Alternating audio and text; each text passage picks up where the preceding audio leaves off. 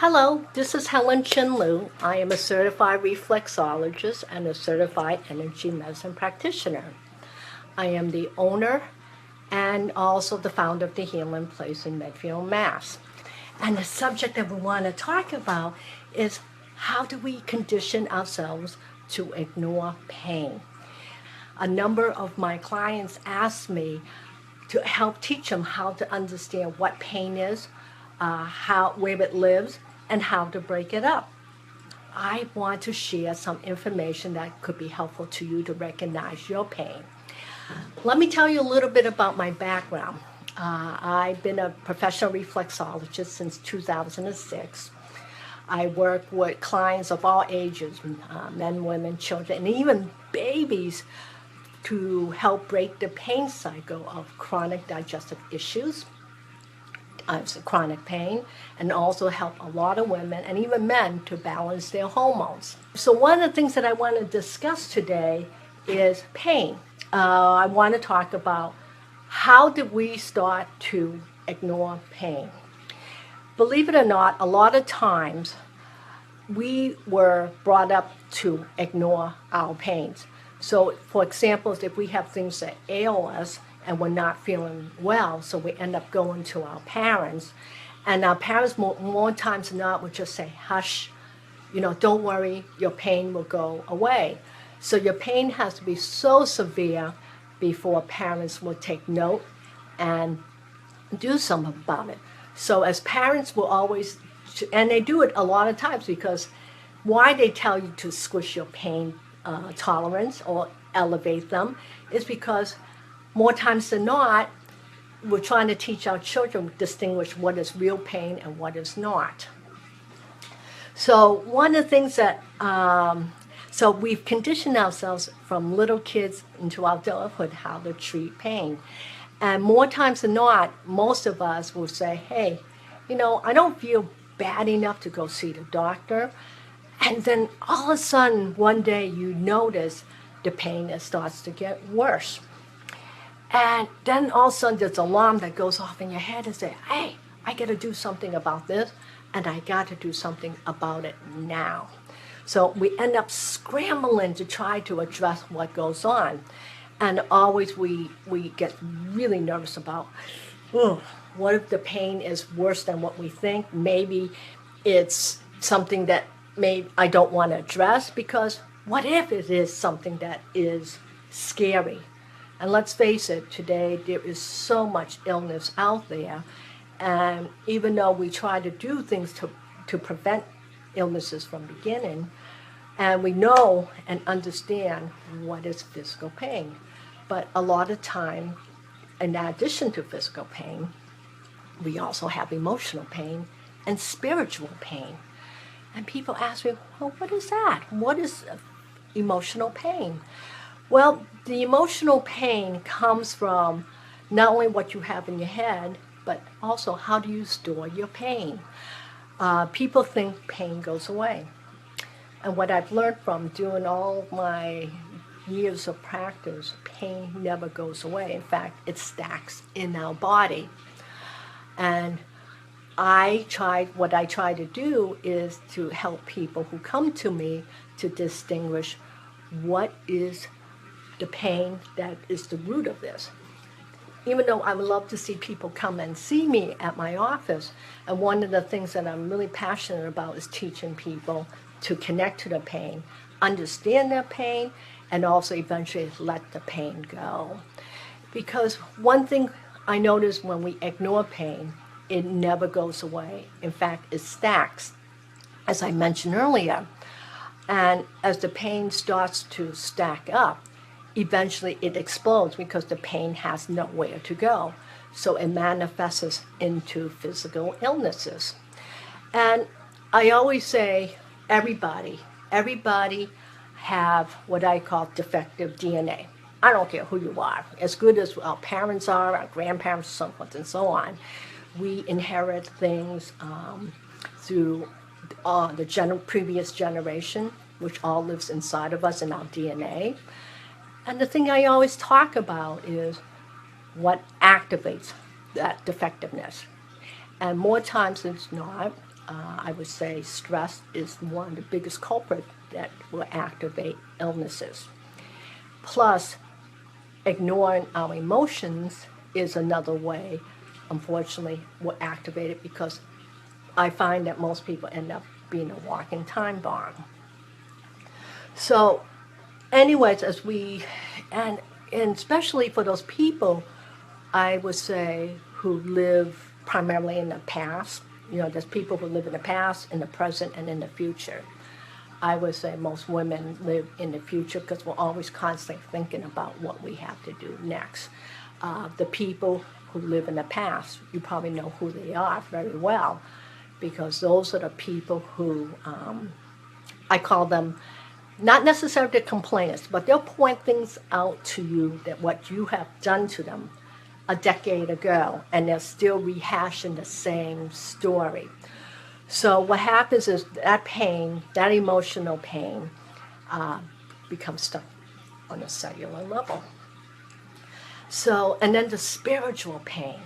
Well, spirituality, I am not talking about organized religion. I'm talking about how connected are you to the universe. Some people call it God. Or how well are you connected to yourself? So that means, what kind of life do you live? Is it fairly mindful? Or perhaps you live a very robotic life? And people ask me, what does that mean? Well, when you live a robotic life, that usually means you know exactly what you're going to do every single day. And unfortunately, when you live on that type of schedule, people are not present in their body. They're already thinking, what do I have to do next? Where do I need to go? And in fact, most people can even tell you what they do every single day, and pretty much at the same hour every single week, which is good and bad. So a lot of times, they're not built what I call for flexibility. So if someone throws a wrench into their schedule, and also you go, how do I deal with that? So again, that type of anxiety and anxiousness gets stuck on a cellular level, especially if you're not equipped to handle. So I talk to clients about what they could do to break up their lives so they could introduce new events and try different things. Why do we ignore pain? Well, I don't necessarily, as we start to feel the pain within us, I don't know if it's necessarily we actually ignore it. Why? Well, the problem is, I shouldn't call it a problem. So many of us who have experienced pain through our lives, we've learned to condition ourselves to overcome pain. I love sharing this one story about a client who deprived himself of eating. He's not a big eater. See, I'm a foodie. I live to eat, and some people live, is that the right way of expressing it? I just love food. So people who follow me on Facebook tells me, oh my gosh, look at all the food you make. Yes, my family and I, we are foodies, so we enjoy good food. So the way I cook, just to be off track, depending on what's in my refrigerator, that's what I cook. So anyways, coming back to my buddy, Josh, he said to me, I really can't eat. I really don't want to eat. I don't want to make time to eat. Here's a man with tremendous amount of digestive issue. And he said to me one day, when I start to eat, Helen, I can't stop. And I'm feeling his energy. And I said, do you really want to know why you can't stop? And he said, yes. Well, the reason why is your body has no idea when it's going to have its next meal. So what it's trying to do is hoard as much food as possible. So because like a camel, you don't know when you're going to go to the water next time. So he says, that's interesting. And he again, this is a guy that could easily skip and not eat for 48 hours. Hopefully he's drinking water. I don't know. But the point is, his body has no idea when it's going to eat next, so it's trying to hoard as much food. So what do we do when we have pain? Well, a lot of times most of us have, I would say, a high threshold, especially if we experience a lot of pain. We get to the point we no longer acknowledge it. So there's a disconnect in the brain, and the body wants to do something about it. But what happens a lot of times, there's something going on in the circuits that is I would say confused, and it doesn't know what to do.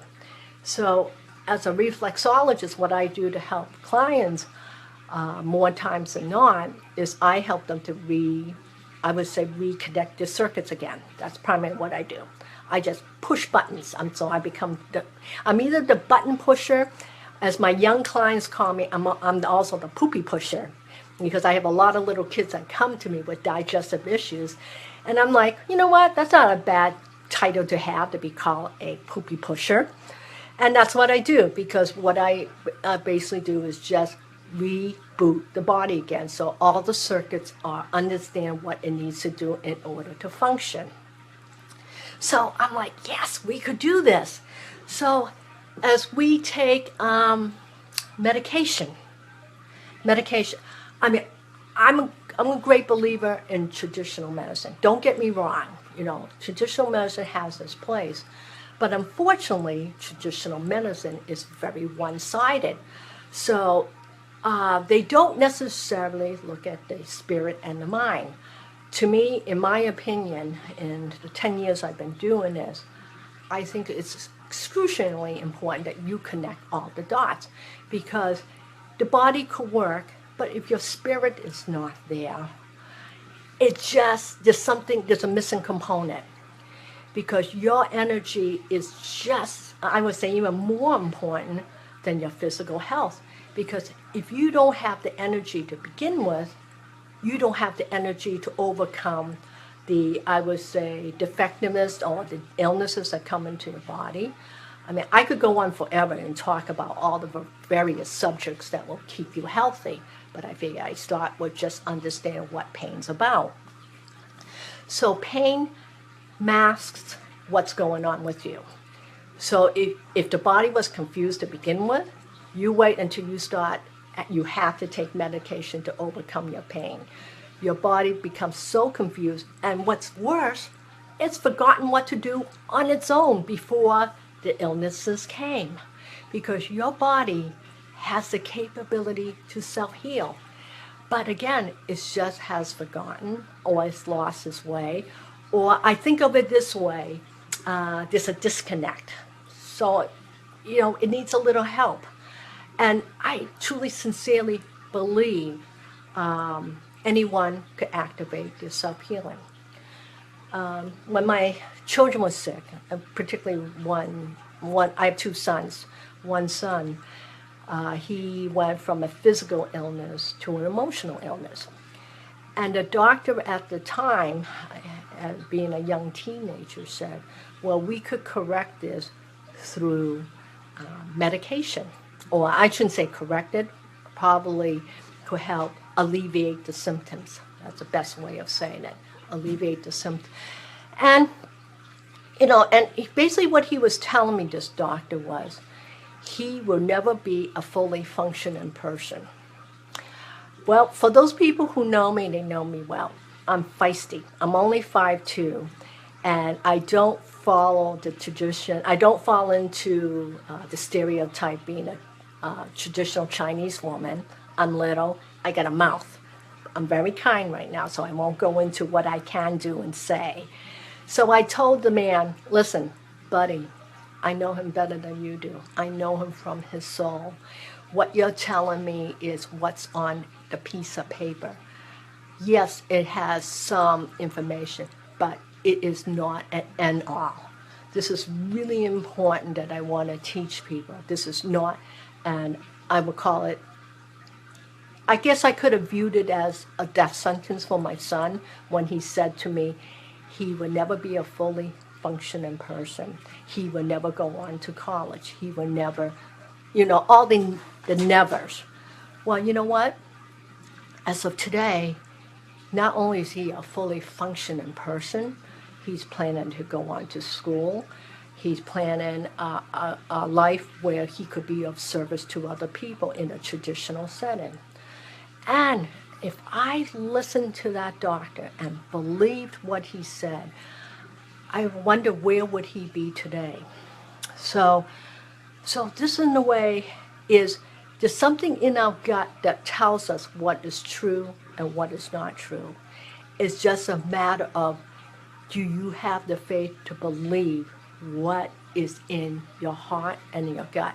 And most importantly, what are you going to do to make those changes? And yes, I think about my favorite saying. Somebody asked me, what is your favorite saying during one of radio shows that I did last week? And I thought about it for a quick second. My favorite one that was taught to me by a buddy was, what is the definition of madness? The answer is when you do the same thing over and over and over again and expect a different result. So, anyways, you have to make a change. So one of the things that I usually start with clients who come to me is we do what I call an FU, and you know what the F means, everybody, an FU journal, and to start discovering what we are angry about. And from there, as you start to discover who you are and what you are, you'll be able to see where you are stuck or when you started to become stuck, and you could start to override all those mental blockages you have here, because it's really here. Because once we truly believe that we are stuck, we stay stuck until somebody snaps you out of it, and hopefully it's somebody who loves you enough, who's not in the same pain cycle.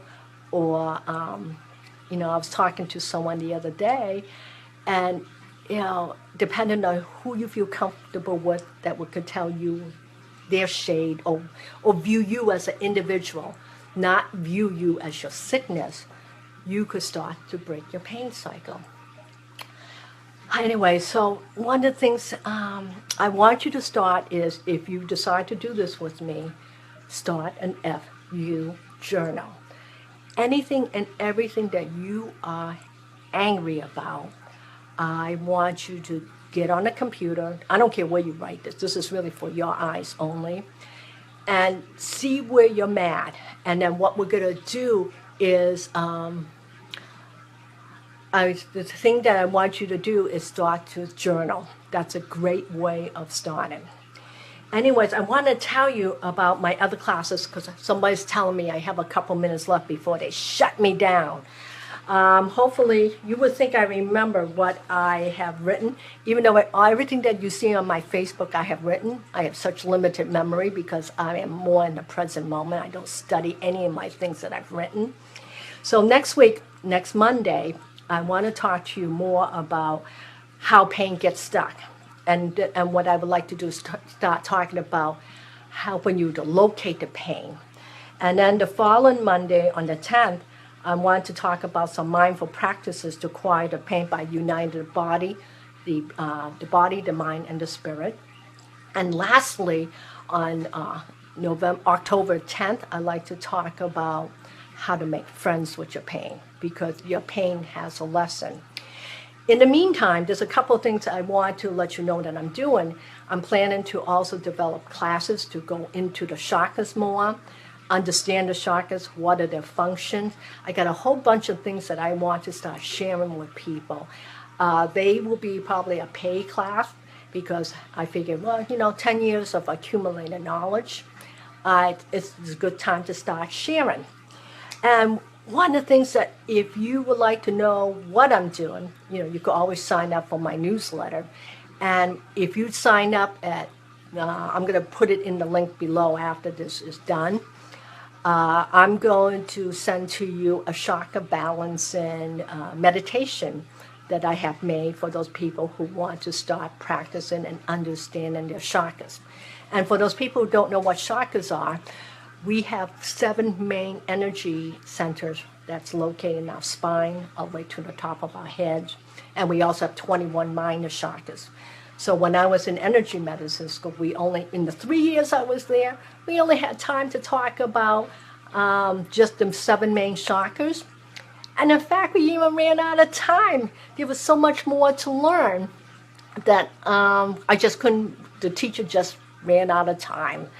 So I hope today's session will give you some thoughts. So just to summarize quickly, I want you to start thinking about when you started to ignore your pains.